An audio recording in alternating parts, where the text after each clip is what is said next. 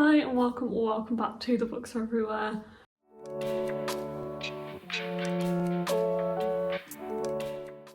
This is definitely not going to be my permanent setup, but I really wanted to film a video for you.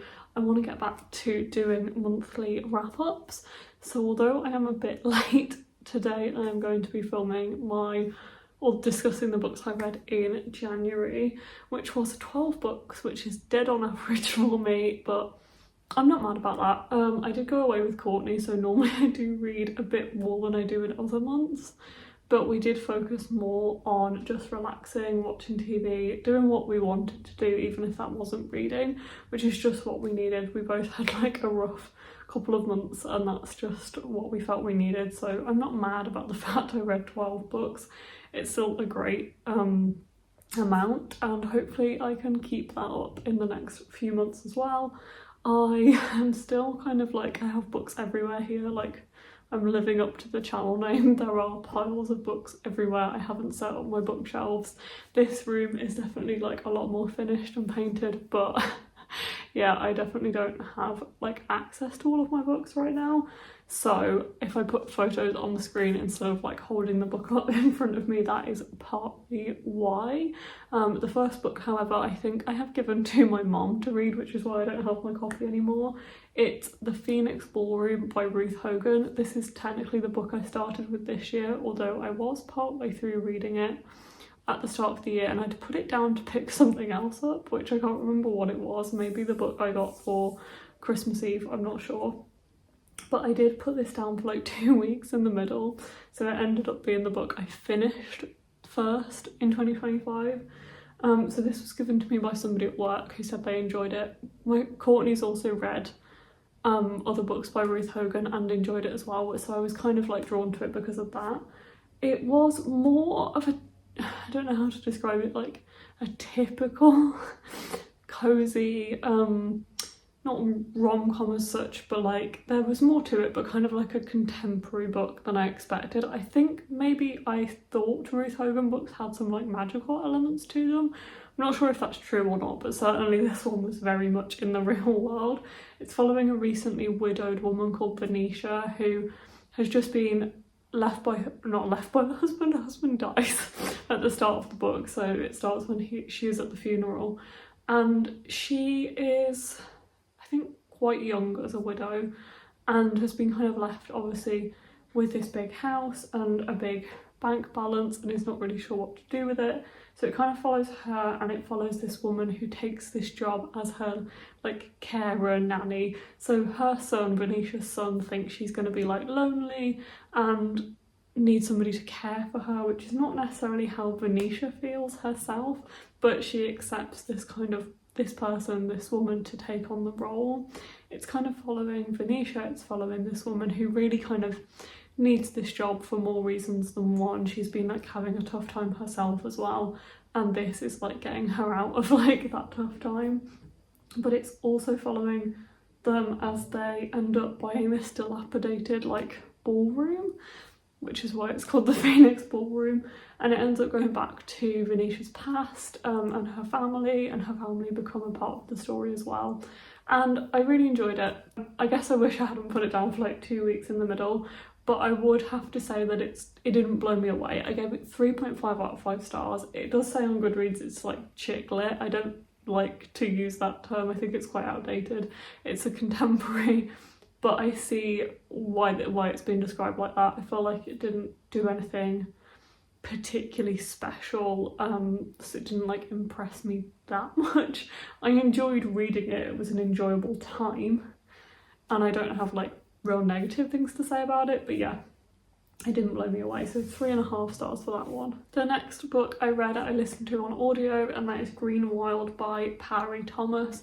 I think one of the reasons I've read maybe slightly less than I expected as well is because I'm not listening to audio as much. I don't have my same commute to and from work like I used to, which is really nice, but that is probably like where I got most of my audiobook listening done as well. But anyway, back to the books. So yeah, I listened to Greenwild by Pari Thomas, and this one is following 11-year-old Daisy Thistledown, who is on the run. Her mother has been keeping big secrets which she finds out about and has now disappeared, and she ends up going through this doorway into another kind of world, and the doorway is in Kew Gardens, I think it was, which like really intrigued me after I'd been to Kew myself, and I really want to go back. So she ends up in this like magical world called the Greenwild, which I think, if I remember rightly, is like a parallel, not a parallel universe to ours, is like another kind of level to our world in some way, which is in danger, and she ends up with this kind of band of a found family, I guess, who have different like magical abilities, trying to save the Greenwild. I must say, like a month or so on, I do not remember a lot about this book. I feel like I definitely lost it a little bit listening to the audio. Maybe I should have read it physically, which I know I often say, and that's partly on me. But yeah, I really did find I wasn't very focused on this book. I think it was more plot based than character based, and that's where it kind of lost me. I wanted to stick with the characters a bit more. It reminded me a bit of A Clock of Stars, which I enjoyed. I read that physically. It was a really thick middle grade fantasy, and I liked elements of this, but yeah, it didn't keep me kind of hooked throughout the book, and I definitely lost it a bit, so I gave it 3 out of 5 stars. The next book I read was The Road Trip by Beth O'Leary, and this was my first 5-star of the year. I read this one so that me and Courtney could watch the Paramount adaptation. I think it was Paramount, the adaptation, it's just been turned into a TV show really recently while we're away, so I read this one and finished it while we're away. This one is following 2 exes who are called Addie and Dylan, who end up in a car together on a road trip on the way to like a mutual friend's wedding. So it's told in present tense and in past tense when they actually first got together, so you kind of see them build up that relationship initially, and then you flip back to present tense.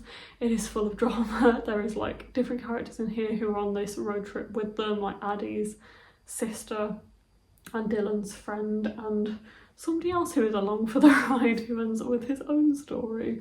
But yeah, I really enjoyed this. I would say there are definitely trigger warnings, so please look them up. It hit me hard, and I definitely got a bit emotional watching the show and reading the book. There was some really hard elements to it, but I like that Beth O'Leary doesn't shy away from including those elements in her books, and I think it gives another layer to the book as well, because otherwise this would probably fall into the trap of being like quite a basic romance. I feel like it'd be really harsh, but I like that she includes those extra elements because it just makes this into something you don't want to put down. I loved the tension between these characters. I loved like reading about them getting together. I thought that was just written so well, and I really wanted to carry on reading this. Like I wanted to pick it up so much. I was addicted, so that's why I gave this one 5 out of 5 stars. The next one I picked up is The Sad Ghost Club Volume 4 by Lize Meddings, I think. This one is pitched as the vacation episode, and it definitely is that. So this series is following these sad ghosts, which are these characters who are sheet ghosts, and it follows them from the start of this graphic novel series as they set up this sad ghost club, so they feel alone and then find somebody else who's like them, and it's basically about them struggling with like feeling lonely and feeling depressed and feeling anxious. They set up this club, and then this is the one where they go on holiday, basically the one where they go on like a camping trip, and it explores how that goes with this group of people who might be struggling with like fitting in or feeling like they fit in and feeling like they have a crowd. So it was interesting. These are always kind of cozy and heartwarming, but I would say it doesn't blow me away again. So I gave this one 3.5 stars. It was enjoyable. I don't know what to say. I don't know what more to say about it. I like the artwork, it's really cute, but I feel like there's only so much you can do with this world, and especially with a graphic novel that is quite short and is only like sometimes only a couple of panels a page. There's only so much you can do between like the dialogue in here, so I did enjoy it, but yeah, it was 3.5 out of 5 stars. The next one I picked up is This Is How You Lose the Time War by Max Gladstone and Amal El-Mohtar, and I really liked this one, but I do not know how to describe it to you. It's described in the front as two rival agents who are red and blue, who are hell-bent on securing the best possible future for their warring factions, and they strike up an unlikely correspondence. So it's basically a battlefield. You don't really get a sense of where it's set. It's kind of set in space, I guess, is the way that I would describe it, but I don't think it's necessarily space. I really don't know how to describe it to you, but it's basically about these two agents who are and I wouldn't say they're robots, I wouldn't say they're human, they're like entities who start corresponding via these letters. I feel like this is the most conceptual sci-fi book I've read, and I really loved it, but I also feel like you have to read the entire thing to develop a proper opinion of this. You could be feeling so lost, and I feel like you do feel so lost, but there are just moments and phrases, and like it's like poetry, and it just gets you. And you build up an emotional connection with these characters without realising how that is happening. It's so clever. I really liked it. I gave it 4.5 out of 5 stars. Yeah, I did really enjoy it, but I cannot describe it to you. It's a very hard one to describe, but I really liked the concept of these two sending letters to one another, and it was actually a really sweet story.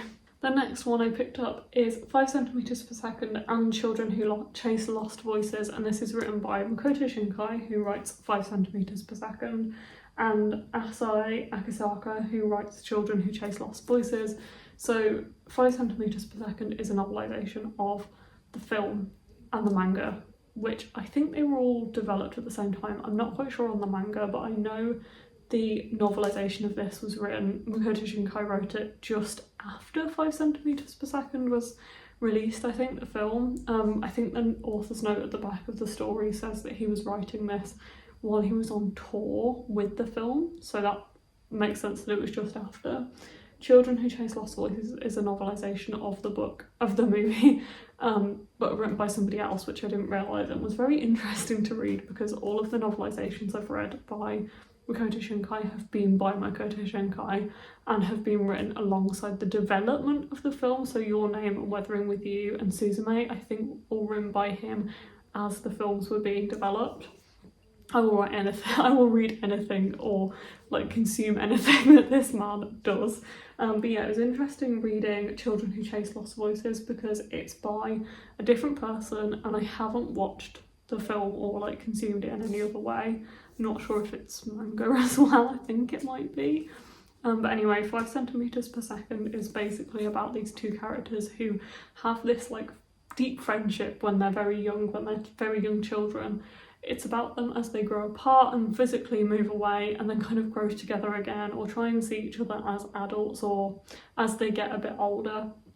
It's a very simple character focused story, literally just based on these two and their connection, and I love it so much. It's just the kind of thing that I absolutely love, like reading about these characters and their emotions and feelings. I just love that so much. I love the manga. I'm pretty sure I've watched the adaptation, the like short film, I think it is. I don't think it's a full feature, but I love that, and I turned to Courtney 2 pages into this and was like, I love Makoto Shinkai. And she was like, you're 2 pages in. I was like, but it's just so poetic. It's just so lovely. I love the writing. And then Children Who Chase Lost Voices is a much more magical kind of story. 5 centimeters is very grounded, and then Children Who Chase Lost Voices is set in this like world where we have this magical world as well. I can't quite remember what the premise of this was. So it's following Asuna, who lives in a mountain town, and then she meets Shun, who claims to be from a magical land. The bond develops between them, and then Shun vanishes. She wishes she could see him again, and then she encounters a boy who looks just like him, and Morisaki, who is a teacher who's searching for Agatha, which is the land that these boys claim that they were from. So they set out on an adventure to try and find the land. It is very much, it's very much like a magical story, and I can see how he developed from producing that to producing the story of Suzume, definitely. I gave 5 centimeters per second 4 stars, and Children Who Chase Lost Voices 3, so it balanced out as 3.5 for the actual collection of the 2 books. The next one I read is Midwinter Murder by Agatha Christie. I just started to read these short stories whenever I could between my other books. So I read some of them when I was away with Courtney and then finished it after. These are all winter themed short stories by Agatha Christie. Some of them are Poirot, some of them are Miss Marple. Really forgotten her name then. Some of them I think are neither, if I remember rightly. These are all about 20 pages or so, so there's a whole collection of short stories to be consumed here.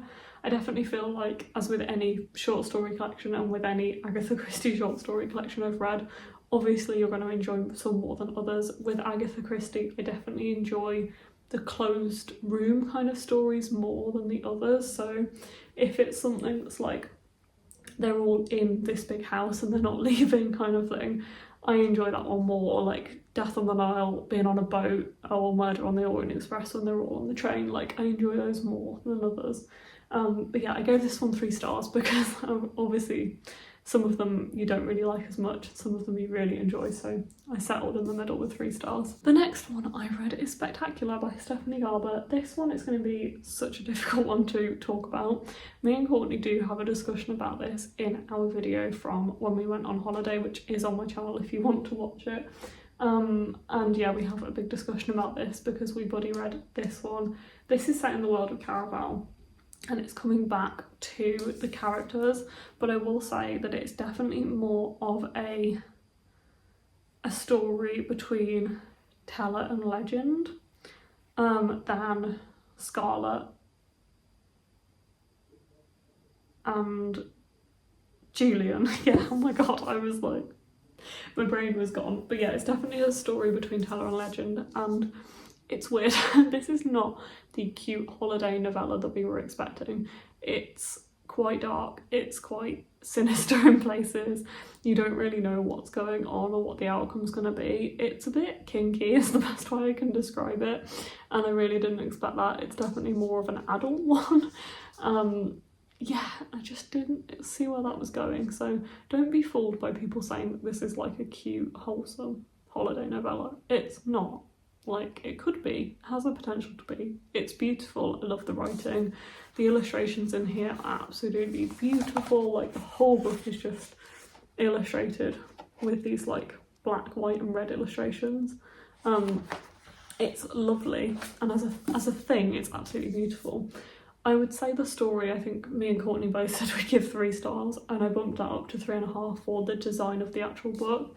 But yeah, it gives you some of the magic of Caraval, definitely, but it's a very different story than we were expecting, and I'd like to put that out there into the world. This is a bit screwed up in places, I don't know, it's weird. So the next one I read is I Hear the Sunspot, 4 Seasons Volume 2. This is a manga series following Kohi and Teichi.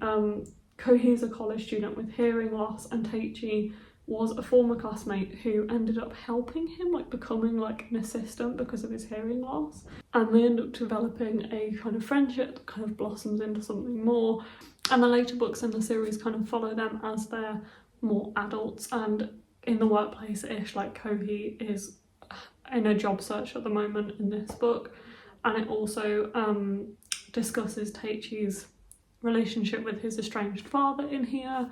I always enjoy these books, but this one definitely had a bit less of the wholesome elements to them and more of the, not darker side, but you know, the more difficult discussions. So I ended up giving this one 3.5 or 3 stars out of 5. The next one I read, and I borrowed this one from Courtney while we were away, but this was The Wood Midwinter by Susanna Clarke. I gave this one to Courtney for her Christmas Eve book, and then she took it away with us, so I ended up reading it as well. This one is like, it's 64 pages, it's beautiful. The actual story is like 40, maybe 30 something pages. It's very short, but it's completely illustrated. The story is following a character called Meredith Scott, who is a 19-year-old unusual girl who spends her time in the woods and ends up talking to animals and trees.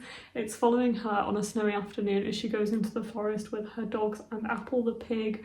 She encounters a blackbird, and when darkness falls, a strange figure enters their midst. It's a beautiful story. It's completely a fairy tale, and I just really enjoyed it. I feel like it's definitely made by Susanna Clarke's poetic writing, so if you do like her writing, if you enjoy Piranesi like me, then you will enjoy this one. It was a beautiful winter book. It's definitely like an atmospheric winter book for a chilly day, and it is also made by the afterwards and the notes after, like the letter that Susanna Clarke writes after is like an essay. I found that really interesting, and I feel like that actually made the story what it was. So yeah, I really enjoyed that. I gave it 4 out of 5 stars. The next one I picked up is In the Shadow of the Wolf Queen by Kiran Hargrave, which is the start of a middle grade series, and I listened to the audiobook of this one mostly. Actually, did I read it physically? I honestly can't remember whether I think I read it physically, which says a lot because I feel like I listened to the audio because I do not remember it at all, and that is normally how it happens when I listen to fantasy audiobooks. However, I think I read this physically and I don't remember it, which is not a good sign.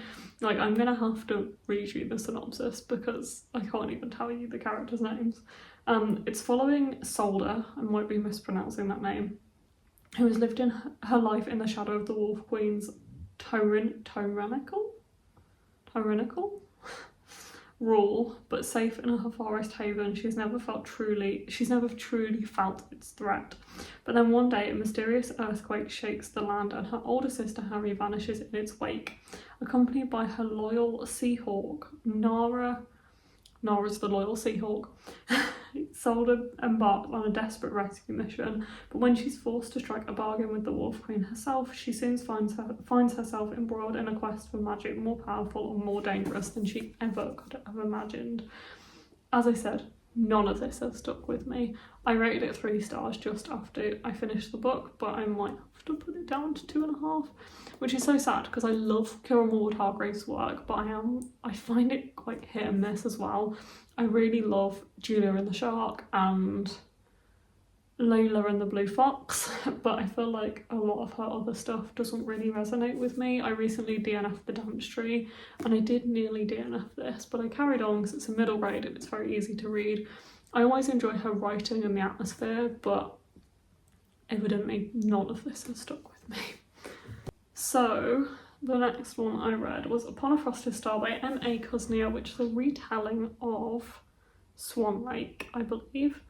And I was going to kind of tell you this synopsis in a completely different way to the actual synopsis, so I'm going to read you that instead because I don't want to spoil it, and I feel like what I was going to say kind of spoils it.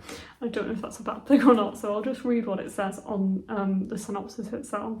So it says, the invitations always arrive the same way, without warning, appearing in the city on the first snowfall of the year, simply inscribed with "Tonight." When a struggling artist, Forster, finds an invitation, he's bewitched by the magic of the evening, swept up in the glamour of this notorious annual party, and intrigued to who is behind them.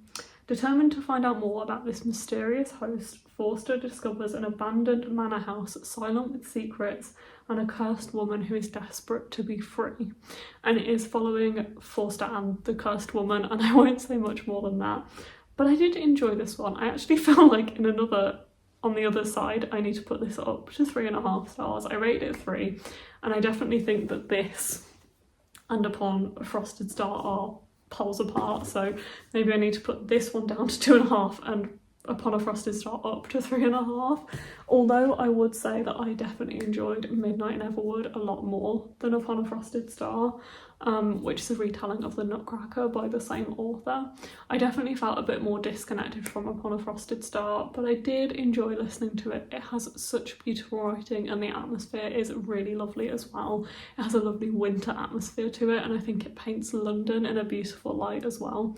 I really enjoyed that part of it. I could never quite pinpoint when it was set, but it felt historical to me. And it felt like a historical London, which I feel like helped with the kind of poetic magic nature of the portrayal of London. And yeah, I really like M.A. Kuzniar's writing and the way that she kind of describes the world around them. And I liked the characters, and also elements of this book actually brought out something more sinister. There was some kind of characters in there that were kind of darker.